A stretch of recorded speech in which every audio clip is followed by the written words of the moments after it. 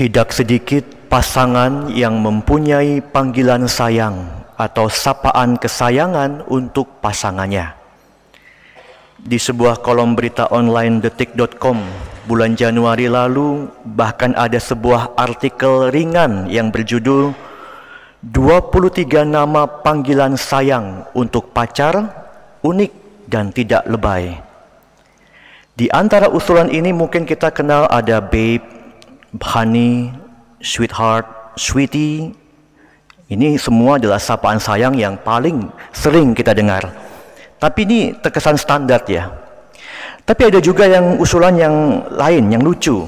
Seperti muffin, puding, sugar. Yang semuanya ini mempunyai arti khusus sebagai yang paling manis bagiku. Mungkin saja semua sapaan sayang ini terkesan norak. Dan memang tidak semua pasangan menggunakannya. Tapi menurut seorang psikolog dalam berita online Klik Dokter pada bulan Juni yang lalu mengatakan bahwa panggilan sayang memiliki banyak manfaat dalam hubungan. Katanya seperti ini. Manfaat panggilan sayang itu bisa mempererat hubungan di antara keduanya.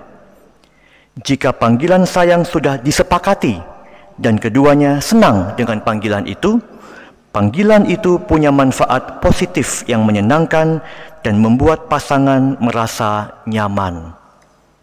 Meski terdengar sepele, bahkan terkadang konyol, beberapa orang merasa senang atau merasa disayang bila dipanggil dengan sapaan sayang ini.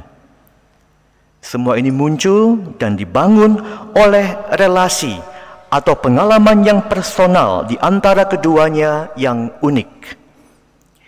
Dalam Injil hari ini kita juga mendengar salah satu sapaan atau gelar yang diberikan Petrus kepada Yesus yang berbunyi, "Engkau adalah Mesias, Putra Allah yang hidup." Sapaan atau gelar Mesias ini bagi bangsa Yahudi berarti dia yang diurapi oleh Allah untuk menjadi penyelamat. Dengan penuh kerinduan mereka menantikan kehadiran Mesias atau Kristus dalam bahasa Yunani atau Kristus dalam bahasa Indonesia. Dan Petrus bisa melihat kualitas atau ciri Mesias ini dalam diri Yesus. Pernyataan ini hanya bisa muncul dari pengalaman Petrus dan relasinya yang sudah terbangun selama kebersamaannya dengan Yesus. Sapaan atau gelar ini tidak timbul secara tiba-tiba dan spontan, tapi berasal dari keterbukaan hatinya pada semua peristiwa ajaib yang memperlihatkan wajah belas kasih Allah dan kehebatan Allah di dalam diri Yesus.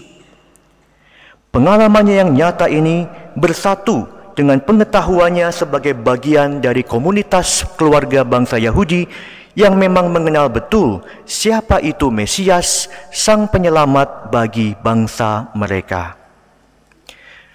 Pada minggu-minggu yang lalu, kita sudah mendengar perjalanan para murid dengan Yesus yang disertai banyak mujizat. Juga pengalaman personal Petrus ketika melihat Yesus menampakkan kemuliaannya di Gunung Tabor. Semua ini adalah cara berada Yesus yang mau memperkenalkan jati dirinya yang sesungguhnya. Dalam Ekaristi ini kita pun diajak berdialog dengan Yesus yang juga bertanya, "Tapi apa katamu? Siapakah aku ini?" Mungkin saja kita sulit menjawabnya dengan tepat dan sempurna, karena seperti yang dikatakan Paulus dalam bacaan kedua tadi, alangkah dalamnya kekayaan, kebijaksanaan, dan pengetahuan Allah yang tak terselami jalan-jalannya. Pertanyaan seperti ini mungkin hanya bisa dijawab, bisa dirumuskan oleh para teolog dengan pendekatannya yang lebih ilmiah. Tapi pertanyaan ini juga tidak akan menjadi sulit jika hati kita dengan terbukanya selalu merasakan penyertaan Yesus yang ikut berjalan dalam seluruh peristiwa hidup harian kita yang sederhana. Allah sudah memberikan banyak tanda-tanda ajaib melalui keluarga kita, melalui pekerjaan dan pelayanan kita yang dengan penuh iman kita dapat merasakan kehadiran Yesus yang penuh kasih. sehingga kita pun dapat memiliki sapaan sayang kepada Yesus yang lebih personal. Pengalaman rohani yang personal inilah yang semakin melengkapi dan menyempurnakan pengetahuan iman Katolik kita yang sudah kita dapatkan melalui pengajaran Yesus, pengajaran gereja. Pengalaman rohani kita bersama gereja inilah yang membuat kita tidak berjalan sendiri, tapi kita mau berjalan bersama sebagai satu komunitas, satu keluarga yang mengalami perjumpaan dengan Yesus yang sama dan yang mengarahkan kita kepada tujuan bersama, yaitu persatuan dengan Allah dalam kemuliaan surgawi. Untuk sampai pada tujuan ini, gereja di sepanjang zaman akan selalu memberikan panduan dan arahannya, baik dalam pengajaran iman maupun moral, seperti yang dijanjikan Yesus kepada Petrus tentang kunci kerajaan surga ketika ia berkata, "Apa saja yang kau ikat di dunia ini akan terikat di surga, dan apa saja yang kau lepaskan di dunia akan terlepas di surga."